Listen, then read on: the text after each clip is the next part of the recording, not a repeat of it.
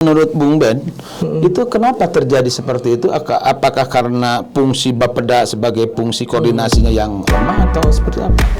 Ada faktor itu, dan tapi kalau saya pikir kan Bapeda memang tetap ya, dia dalam struktur yang sama dengan dinas-dinas lain. Oh, satu level ya, eselon 2.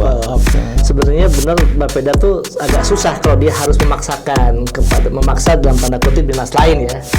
Harusnya memang ada yang lebih tinggi dari dia, apakah sekda atau wali kota ya kalau dalam kasus taksi. Ditemukan nggak itu?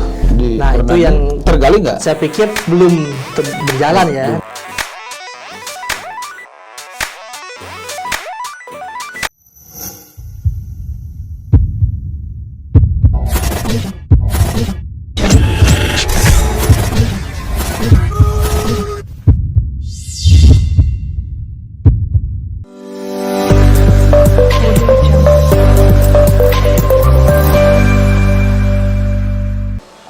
Oke, Bung Ben, tadi kita Tasik ini kan ada sanggahan ya dari orang pemerintah kota juga terkait dengan mempertanyakan data yang dikeluarkan BPS setelah 2008 sehingga Tasik memposisikan sebagai kota persentase kemiskinan tertinggi di Jawa Barat. Tertinggi persentase kemiskinan di Jawa Barat, dan ini sering kalau saya baca juga anomali ya, di mana Tasik itu kalau kita baca dokumen kebijakannya bahwa Tasik akan dia menjadi daerah termaju secara ekonomi di kawasan Priangan, gitu.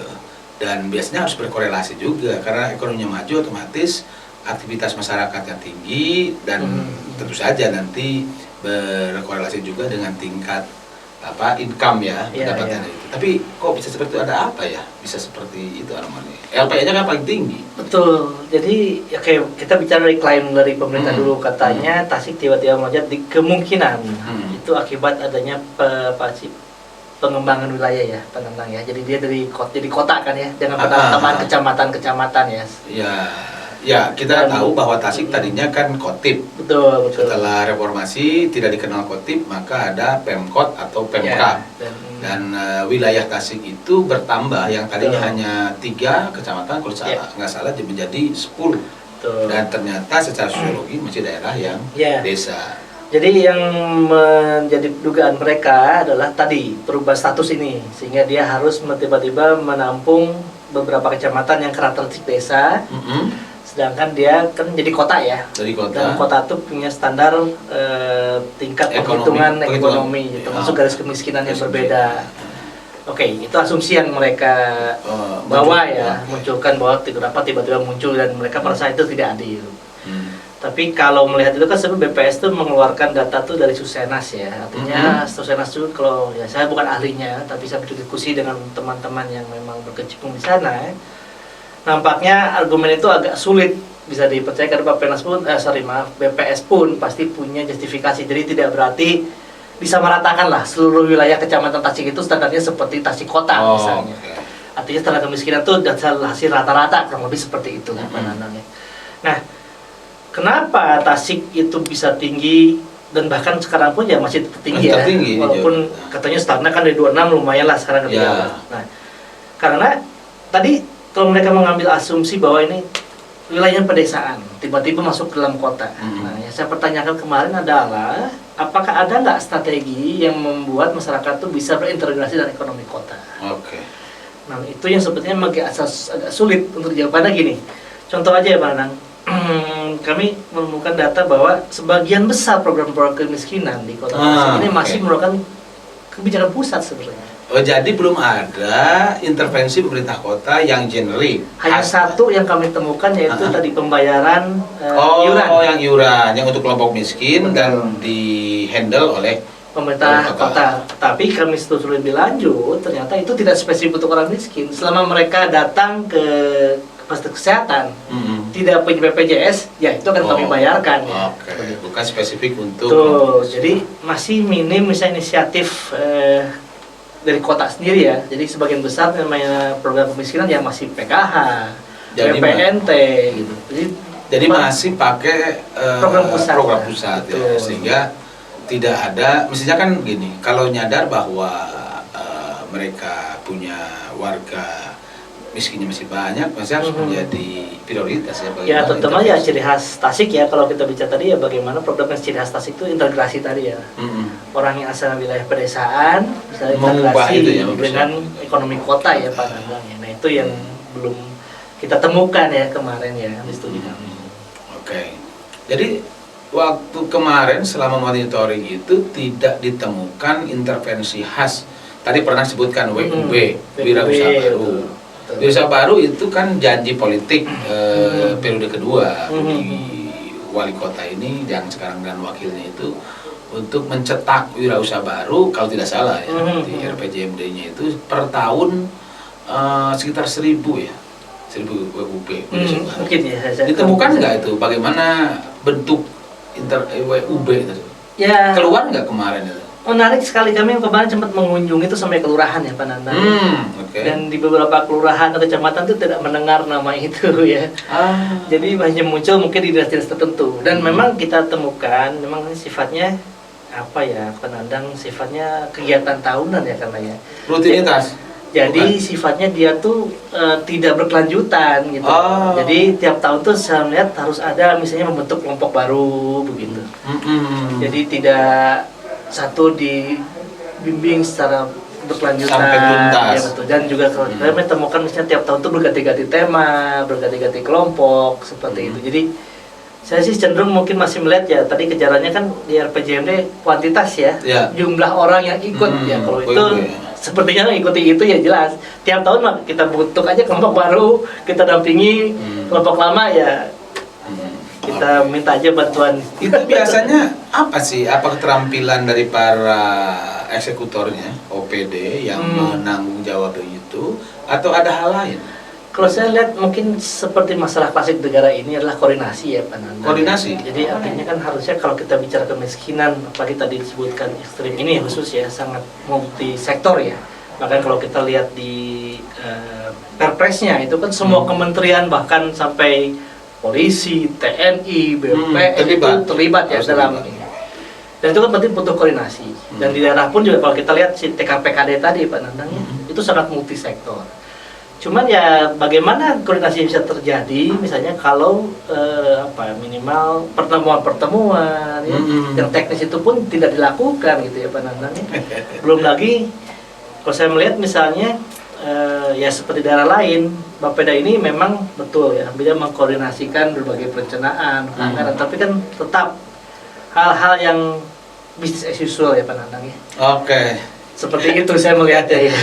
Saya pernah menyindir Pemkot Tasik pada acara ulang tahun hari jadi kemarin. Itu karena saya membaca data, memang ternyata tidak ada perubahan signifikan baik dari urusan kemiskinan maupun IPM. Jadi Kota Tasik itu ya urutannya ya 9-10 aja dari dulu ya, sejak berdiri sampai hari ini. Dan menurut saya sih bukan karena intervensi kelihatannya. Kalau melihat urutan seperti itu, biasanya gonta-ganti wali kota biasa aja. Bung Ben seperti apa tuh? Yang makronya gitu, kemiskinan juga seperti itu. Ya melihat kalau kita pergerakannya kan dia tidak terlalu istimewa juga ya, turunnya 2-3% dan semua daerah di Jawa Barat cenderung seperti itu ya. Sama aja. Ya jadi mungkin ya intervensinya seperti yang lainnya juga. Pernah kemarin kira-kira solusi pernah nggak membincangkan apa sih yang mesti direkomendasi lah seperti itu? Oke. Yang saya sih kembali lagi ya kita sudah ada jalurnya ya, yaitu TKPKD ini. Jadi mungkin memperkuat TKPKD. Perkuat ya, artinya kembali sih kalau saya amati di berbagai daerah ya yang membuat kunci sukses ya sebuah perubahan adalah leadership ya.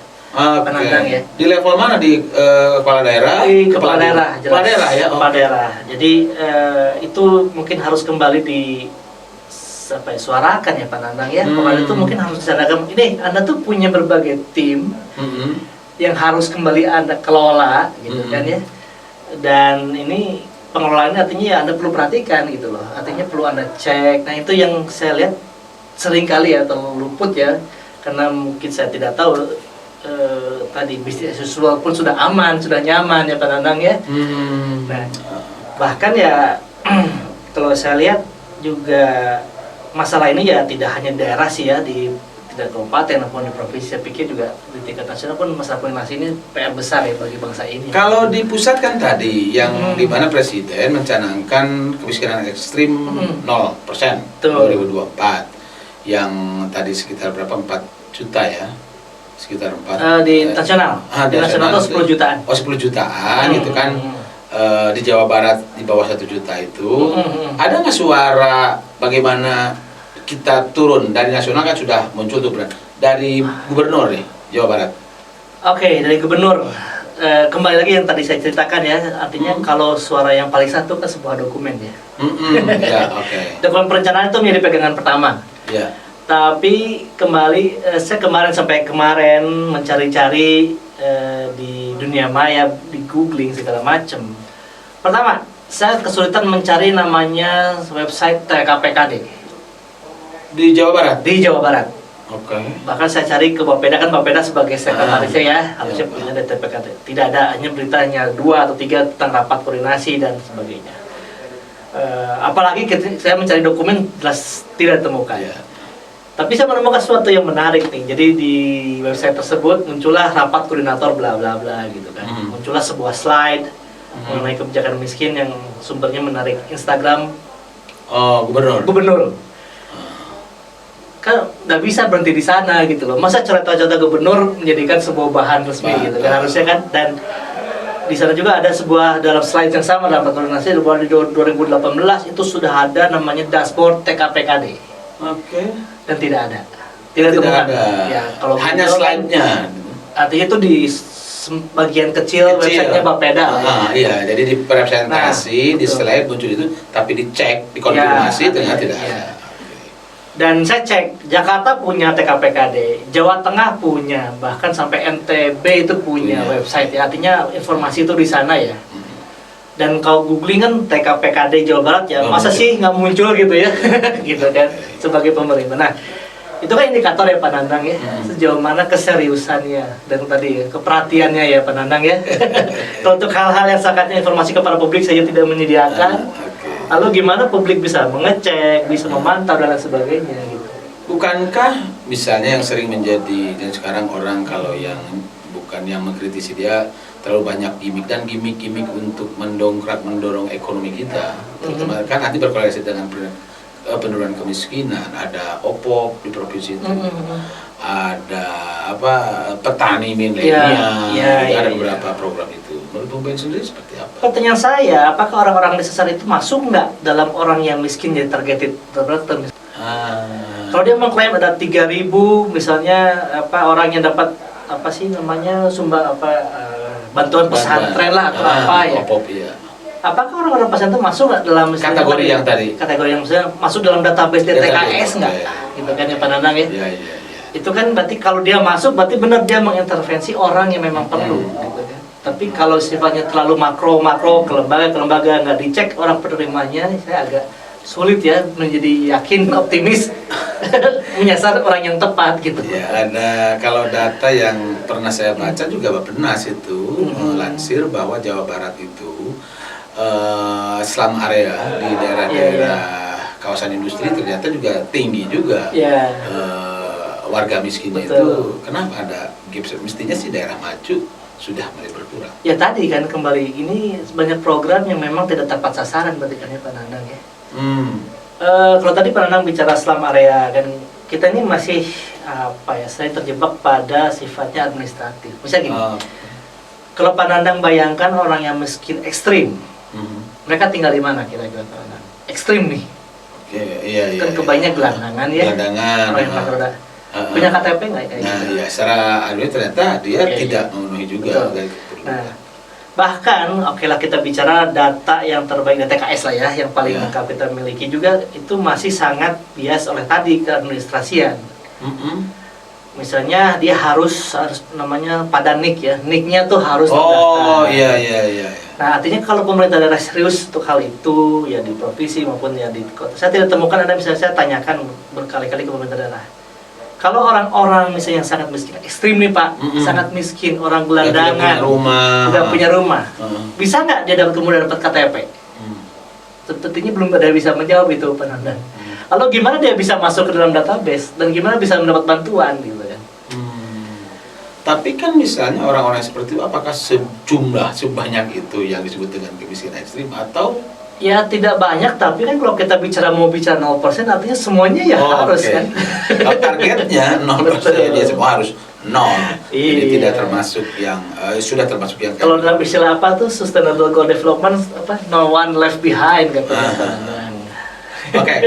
Kemarin ini nggak berapa sih alokasi budget yang untuk pengentasan kemiskinan? Tercermin nggak sih? Kemarin ditemukan nggak dalam monitoring? Di Tasik tuh kurang lebih yang benar-benar genuine-nya, ya tadi ya, genuine-nya dari pemerintah kota tuh nggak lebih dari ya 5-10% lah ya. 5 sampai Yang daerah ya. 10%. Jadi yang daerah, yang dia Tasik. mengklaim memang anggaran kemiskinan tuh besar, tapi sebagian besar memang ini penerusan dari Dari pusat nasional. ya. Berarti dia skemanya skema nasional. Betul. Dalam bentuk PKH, BPNT, terus juga apa roti lahu ya. Nah kalau yang di Tasik sendiri bentuknya seperti apa tuh yang disebut dengan keluar nggak dia? Ya tadi yang saya sebutkan dia klaim ya bahwa itu sebagian PBI tadi. Cuma intervensi daerah. Iya, kalau 10% dari budget Kota Tasik. Untuk yang kemiskinan ya. Yang kemiskinan. Itu Kota Tasik itu kalau kita buka APBD-nya sekitar 2 triliun. Kalau 10% berarti 10% dari saya bukan dari belanja. bukan. Oh. Jadi kalau tidak salah Tasik itu untuk kemiskinan yang mereka klaim itu 27 miliar lah ya. Oh, 27 miliar. Tapi yang untuk yang genuine dari pemerintah daerah itu sekitar 5-10% dari 27. Oh, iya. Jadi sangat kecil. Iya. Berarti sekitar 1 miliar lebih lah ya, di situ. Nah, jadi kalau 1 miliar setahu saya memang tahun kemarin saja untuk pendataan itu di APBD-nya lumayan. Belum lagi ada beberapa kegiatan yang spesifik yang biasa kegiatan rutin yang ada di dinas sosial.